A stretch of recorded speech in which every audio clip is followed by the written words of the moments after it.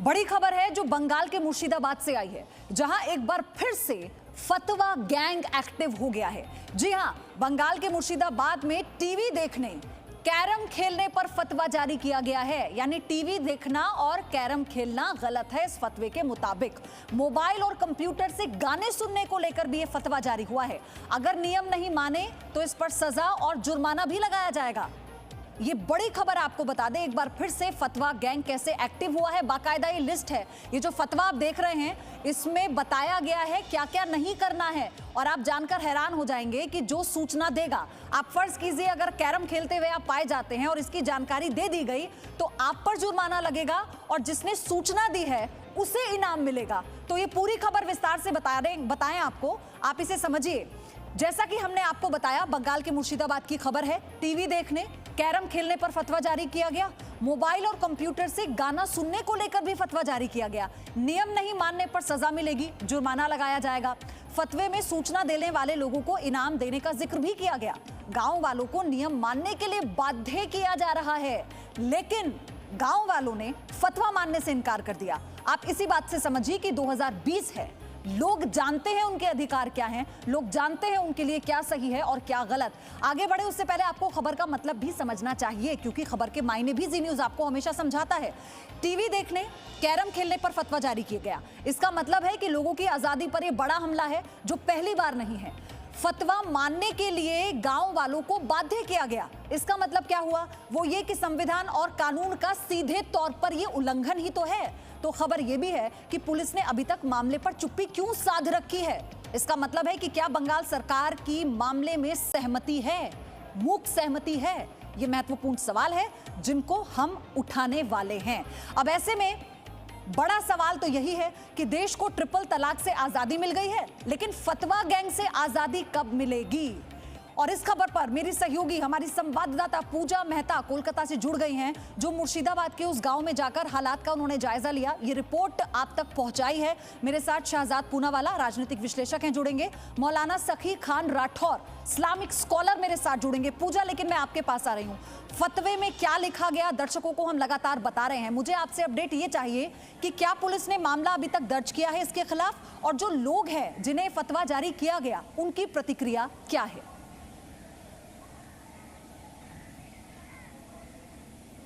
देखिए पयोधी, सबसे पहले मैं आपको बता दूं कि ये ज्योग्राफिकल लोकेशन क्या है। पश्चिम बंगाल का मुर्शिदाबाद जिला और इस गांव का नाम है आदित्य नगर। ये बिल्कुल भी एकदम स्थित है झारखंड और बंगाल की बॉर्डर के पास, क्योंकि झारखंड का जो पाकुड़ जिला है उससे सटा है ये गांव। आपको बता देते हैं कि इस गांव के जो बड़े हैं उन्होंने एक सोशल रिफॉर्म्स कमेटी बनाई और ये कहा कि वो जो है गांजा और शराब के खिलाफ एक मुहिम छेड़ रहे हैं। इसलिए अगस्त महीने के पहले हफ्ते में एक फतवा जारी किया जाता है। लेकिन हम जब मौके पर पहुंचते हैं, इस गांव में पहुंचते हैं, तो हमने देखा कि सिर्फ ये कोई मुहिम शराब या गांजा के खिलाफ नहीं है, लेकिन बकायदा एक लीफलेट छापकर गांव वालों में डिस्ट्रीब्यूट किया गया है। लेकिन सबसे अहम बात आपको बता दें कि उसमें 13 वायलेशंस या 13 नए नियम कानून उसमें बताए गए हैं। जैसे आप शराब नहीं बेच सकते हैं, खरीद नहीं सकते, कैरम खेल नहीं सकते हैं, और सबसे अहम बात यह है कि जो खबर देगा गांव वाले को इन्फॉर्मर के तौर पे प्राइज मनी दिया जाएगा। लेकिन अगर जो पहला पॉइंट है, क्योंकि ये एक्सक्लूसिवली ये लीफलेट हमारे पास है, अगर कोई शराब बेचता हुआ पाया जाता है उसको सर मुंडवाकर गांव में घुमाया जाएगा और 7,000 रुपए जो है उसे जुर्माना देना होगा। खबर देने वाले को 2,000 रुपए इनाम के तौर पे दिया जाएगा। तो सीधे तौर पर यहाँ पर जो लग रहा है कि लॉ ऑफ द लैंड से क्या ऊपर है ये लोग जिन्होंने ये फतवा जारी किया है। क्योंकि देखिए पयोधी, आपको बता देते हैं जो लोकल पुलिस स्टेशन है वहां से कल इंस्पेक्टर इंचार्ज खुद मौके पर पहुंचे थे। एक मीटिंग की गई, लेकिन मीटिंग पर कुछ भी हल नहीं निकला है और अभी तक कोई भी मामला दर्ज नहीं हुआ है, ना ही जिन लोगों ने ये फतवा जारी किया है या जो नियम कायदे बताए हैं उनके खिलाफ अभी तक कोई पुलिस से इस पर सवाल पूछा तो क्या कहा उन्होंने, ये भी सुनवा देते हैं दर्शकों को। यहाँ पर 9 तारीख को एक फतवा जारी हुआ था, 9 अगस्त को। सर आज अभी आपकी मीटिंग किस लिए थी? कोई no comments, no comments, no comments. Sir इस बारे में कुछ बात नहीं, कुछ नहीं बात। लेकिन सर क्या स्थिति यहाँ पे नॉर्मल है? एकदम नॉर्मल है, सब नॉर्मल है अभी। सब। सर कुछ बोला गया आपके तरफ से यहाँ पर? सर क्या करेंगे, क्योंकि यहाँ पर टेंशन भी है इस बारे में लेकर।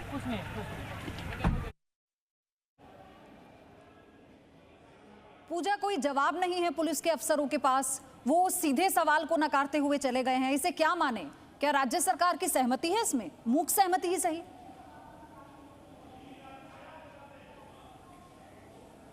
बिल्कुल पयोधी, आपको बता देते हैं क्योंकि अगस्त महीने के पहले हफ्ते में ये फतवा जारी हुआ है। आखिरकार इतने दिनों तक पुलिस गांव में गई भी नहीं थी। कल पहली बार जो है ये आईसी खुद वहां पर पहुंचते हैं, इस गांव में पहुंचते हैं बातचीत करने के लिए।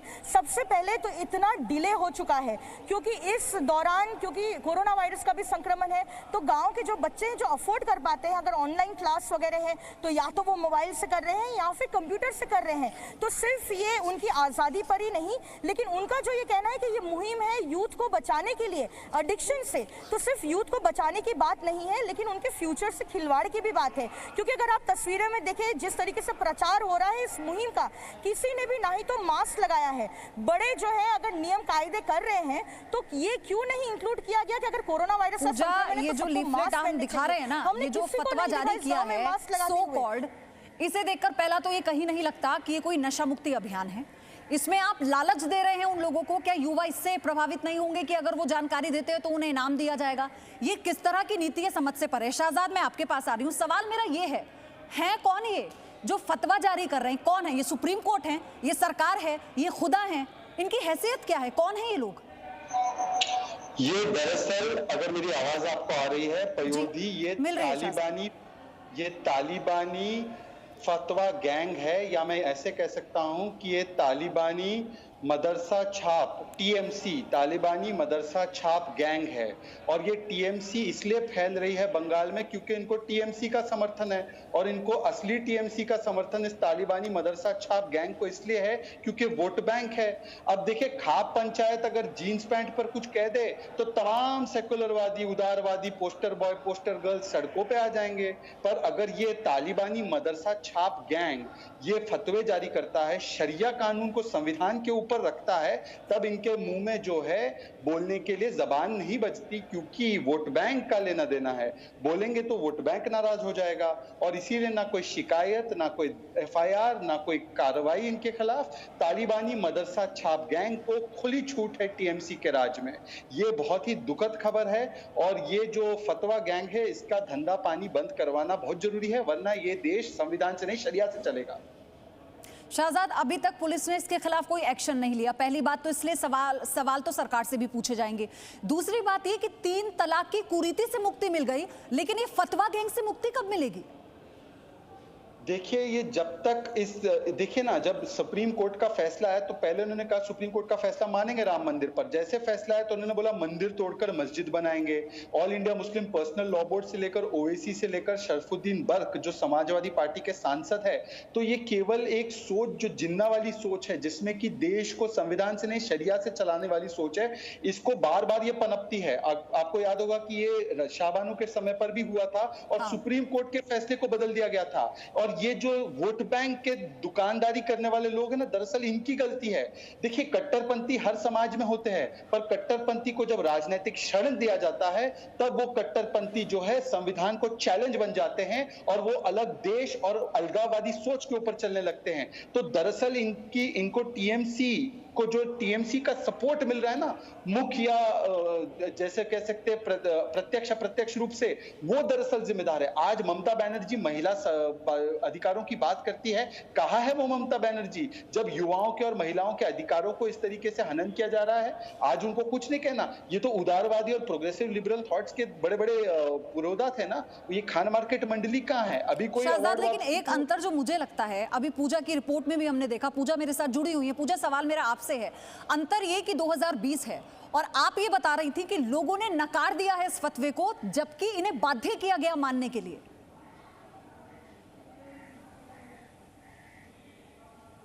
बिल्कुल पयोधी, ये जो लीफलेट है उसमें लास्ट लाइन जो लिखी हुई है बांग्ला भाषा में है, उसमें लिखा हुआ है कि हर एक गांव वाले को इस सारे नियम कानून को मानना ही होगा, ये मैंडेटरी होगा, अनिवार्य लिखा हुआ है बांग्ला में।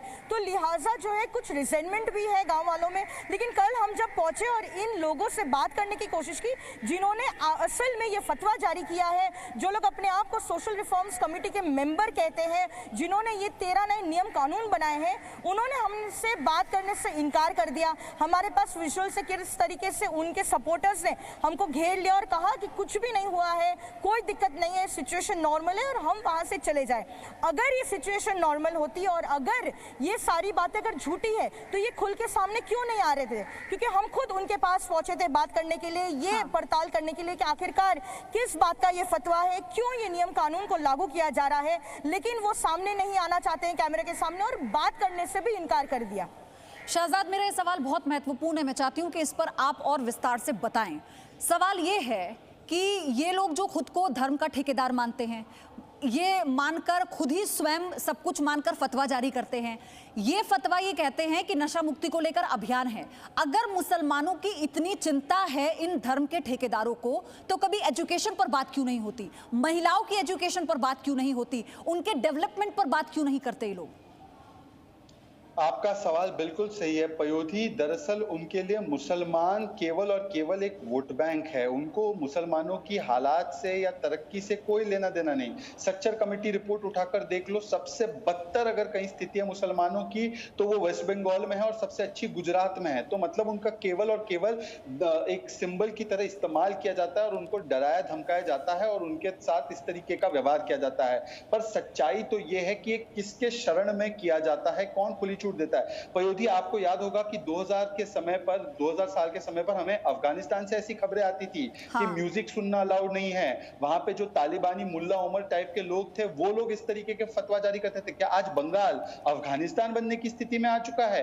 कश्मीर में भी कुछ समय तक ऐसी स्थिति रही जहां पर फिल्में बैन, रॉक बैंड बैन, ये सारी चीजें बैन हो गई थी। तो क्या आज इस स्थिति में पहुंच गया है बंगाल? पहला सवाल। और अगर पहुंचा है तो सरकार क्या कर रही है? क्या सरकार कट्टरपंथियों के सामने फेल है? इसलिए मैं कहता हूं कि ये टीएमसी फतवा गैंग तब तक जारी रहेगा जब तक कि टीएमसी का उन्हें समर्थन राजनीतिक रूप से मिलता रहेगा। आज मैं ममता बनर्जी से सवाल पूछना चाहता हूं, ये कटमुल्लों को, ये कट्टरपंथियों को क्यों खुली छूट मिली है और संविधान को क्या शरिया से बदल दिया गया है बंगाल में? शहजाद, इसके बाद तो एक ही सवाल है ना सबके जहन में जो होगा, हालांकि जिस बात का जिक्र आप कर रहे थे तालिबानी फरमान, तभी तो हम इसे कह रहे हैं, लेकिन अब आपको भी क्या ये लगता है कि 3 तलाक जैसी कुरीति को खत्म करना और तमाम बड़े फैसले लेना, अब वो समय भी आ गया है कि जब ऐसे फतवा गैंग पर प्रहार हो, इनके खिलाफ कोई कड़ा एक्शन?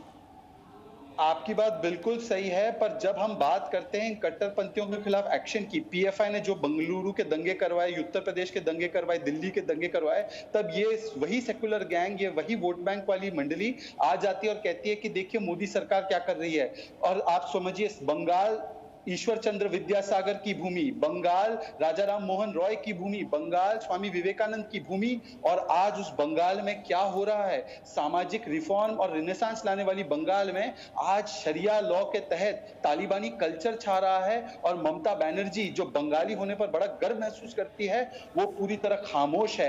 आज तो ममता बनर्जी को स्टेटमेंट देना चाहिए, संविधान या शरिया, क्या मानती हैं आप? सबसे बड़ी बात यही है और इस पर अब चुप्पी साधना इसका समाधान तो है नहीं। धन्यवाद आपका शहजाद हमारे साथ जुड़ने के लिए। पूजा, 10 सेकंड में आपको दे रही हूं, अगर कोई अपडेट है आप साझा करना चाहें इस वक्त इस पूरी खबर पर।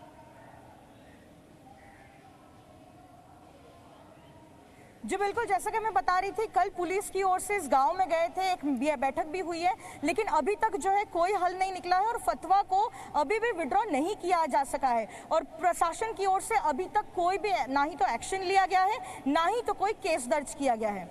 ठीक है, बहुत बहुत धन्यवाद पूजा इस सारी जानकारी साझा करने के लिए। इस बड़ी खबर पर आपसे लगातार अपडेट लेकर हम दर्शकों तक पहुंचाते रहेंगे। तो आप समझिए कि बाकायदा एक लिस्ट बनाई गई, उसमें ये बताया गया कि अगर कैरम खेलते हैं तो 1000 रुपए का जुर्माना लगेगा, कोई जानकारी देता है तो 200 रुपए का जुर्माना लगेगा। तो ये तानाशाही नहीं तो फिर और क्या। Presenting B News app available on Google Play and App Store. Download it now.